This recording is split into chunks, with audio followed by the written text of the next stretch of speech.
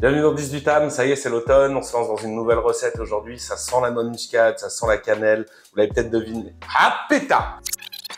Bienvenue dans 18 âmes, nouvelle semaine, ça y est, c'est l'automne, aujourd'hui ça sent la cannelle, ça sent les épices, tu l'as peut-être deviné, on part sur une pumpkin pie.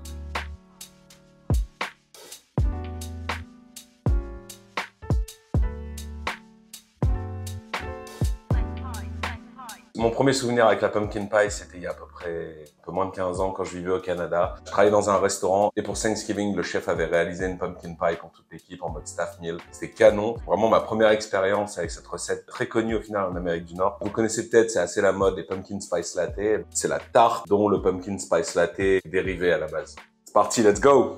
Commence d'abord par préchauffer le four à 180 degrés. Dans un bol, ajoute la purée de citrouille, le sucre de canne, les œufs, la crème liquide, la cannelle, la noix de muscade, les clous de girofle et le gingembre.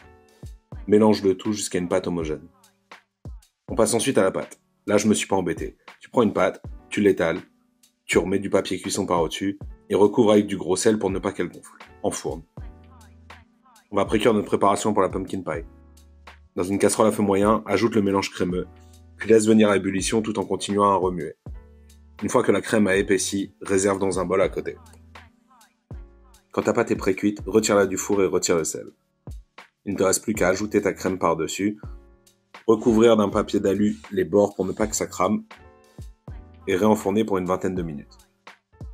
Au bout de 20 minutes, sortir du four et laisser reposer. La pâte a eu le temps de refroidir, on va pouvoir couper une part et voir ce que ça donne. Pas mal, hein? Ouais, j'aime bien. C'est une belle texture. Dressez dans une assiette avec une cuillère de crème fraîche épaisse. Bon alors, cette pumpkin pie, qu'est-ce que t'en as pensé?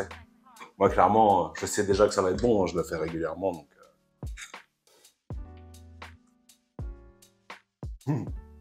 À plang, comme d'hab, hein.